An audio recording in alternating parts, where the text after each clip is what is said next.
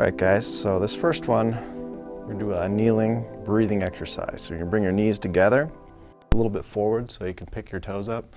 Most of that weight's gonna be in the knees, so you can have a nice folded mat. You know, if you have trouble being on your knees, there'll be other exercises that can help you. So if this one hurts, that's not the goal. So add a little squeeze. And we want the feet a little bit wider than the knees, and that just helps us turn the hips in. So we're gonna add one step at a time here, so it's okay if you feel like you're kind of rounded. We'll address that as we go. So we're gonna start with the squeezing of the hips there. Just place your hands on your stomach for now and just think about taking about 5 to 10 breaths and try to get that breath all the way into that sacrum, that tailbone down here in your lower back. So you're in through the nose, breathing really long where you feel that tailbone kind of tuck a little bit. So the sacrum is important because a lot of the pelvic floor muscles attach into there. So getting that to anchor as the diaphragm for the rest of the decompression process is really important. So starting there as your foundation is really good. And in this kneeling position, it's just easier to do this whole anchoring process where you're really pulling the hips in because we have the obturator internis muscle running into the pelvic floor that attaches. So definitely a connection between the hips, the sacrum, the pelvic floor. So really squeezing that. So we want to almost tuck, but we don't want to tuck where we're losing height. We want to engage the belly button, engage those hip flexors in a lengthened state. So we're actually adding length to the rib cage while tucking the tailbone. So you put one hand on your belly button and another hand there behind your sacrum just to kind of rock and tighten that in. We'll show you the lateral view here in a second just so you can see what that looks like from the side. So tucking, squeezing, lengthening, not shrinking. So that's, you can think about that like a little pelvic tilt, but we're not tilting where we're shrinking. Next, we're breathing from the serratus posterior inferior. So this is depresses the ribs. So it attaches to the lumbar spine, the lower thoracic spine, pulls the ribs down. It also attaches opposite of some of the ribs that the diaphragm actually attaches to that you can see on the right. So thirdly, We're gonna breathe in kind of wide. Still squeezing. This is the serratus anterior muscle. So 5 there. Really big, wide breaths. Think about getting really wide. Big inhale. It's okay if it's shaky. It should be kind of sweaty and shaky. This will get tougher the more you do it. So the serratus anterior attaches to the medial portion of the scapula. So we're actually pulling that scapula wide, but at the same time, bringing the shoulder out into external rotation. So that's a concept that'll come to you eventually. But serratus anterior could be overdeveloped, but often it's pretty weak on people. It's along the ribs there. You can kind of feel some people get pain in there because it's just overstretched and taut. So engaging that, but actually expanding the rib cage width-wise is important too. Next, try to breathe long.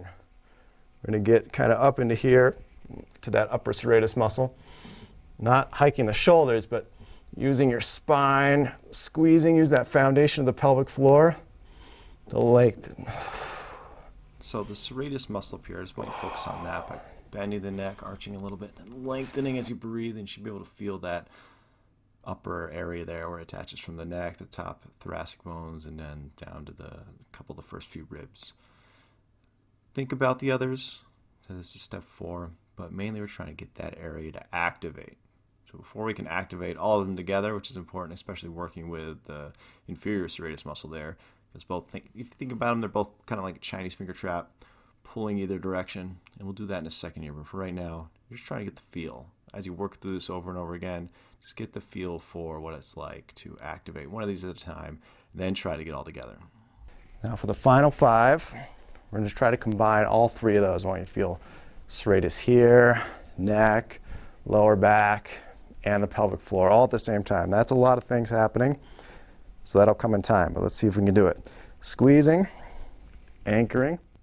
One way I've found to do this is called a thumb trace. So after you've got your good anchor, you're going to put your thumb on the outer side of your hip, and all you're going to do is, as you trace, think about engaging. So first, we're engaging the pelvic floor, anchoring the hips, pulling them in. Then we're pulling the thumbs up to where the serratus posterior inferior is, activating that. Then going up to serratus anterior, then going up to the point of serratus posterior superior, and then actually driving the heads up. You can really see the posterior chain stretching there, but also you can see some of those muscles that we just pointed out, really getting that engagement and stretch. So we're activating the weaker muscles in the spine, and what you actually see stretching there is some of the more dominant muscles that just control our posture all day long, the things that really work against us to hold us into compression. And that's bad for the disc, it's bad for the joints, it's bad for the nerves, it's bad for your overall vitality and life force. So breathing, really important. There's just a little bit of the anatomy and science behind it. But I just wanted you to get that picture, because this is a big pumping mechanism all day long, 30,000 breaths a day. If we can make this deeper, more engaging, we break apart restriction, it's really going to help us. So thumb trace again, and really slow. It should be kind of ratchety. You want to fight through those tough areas, and stopping at each point is good.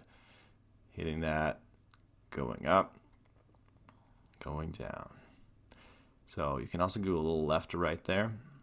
So the way to do this is just start with a strong foundation, and then as you come up, add a little twist, you go off to the left and overhead. And some of these moves will repeat. We can do this same trace in a standing position, laying position. So you're going to see this again. Everything we're doing here, we're going to do again. It's the same basic concepts. We're just applying it to different positions, adding in little new ideas, new little tips to make these moves stronger. Because the more you do these, they're actually going to get harder to do. 3 more.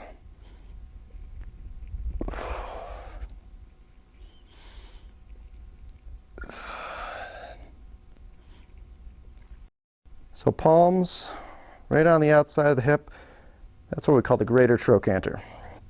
So as we're squeezing those hips in, pull the elbows towards each other. So that's shoving the hips in, opening up the shoulders, and then breathe 5 more times with that strong anchor. Make sure your weight's not in your toes. We're going to explore the anatomy more here, but for now, just think that the hips like to turn out, the shoulders like to turn in, leaves us in a compressed state. So this is a good one to externally rotate the shoulders while you're anchoring, internally squeezing the hips. So they just tend to work the opposite there. So we want that expansion of the chest, but we don't want to be arching the spine to get it. And that's the biggest problem I see there with most people's active postures. They're trying to stand up straight, squeezing the shoulder blades back, but it's actually compressing the spine more, causing other problems, back pain, neck pain, headaches, because they're not playing to the right muscles, they're not doing everything together as one. And that's the ultimate goal of this exercise, teach you to breathe with your whole body. Another 5 to 10 breaths, guys. I know this is tough. And it'll get tougher the more you do it. It's going to change the way you breathe. Obviously, you're not going to be breathing like this all the time, but the more restriction we remove, the more our body's going to want. Take deeper breaths. If there's a lot of restriction, there's a lot of weakness, your body's not going to automatically use that stuff.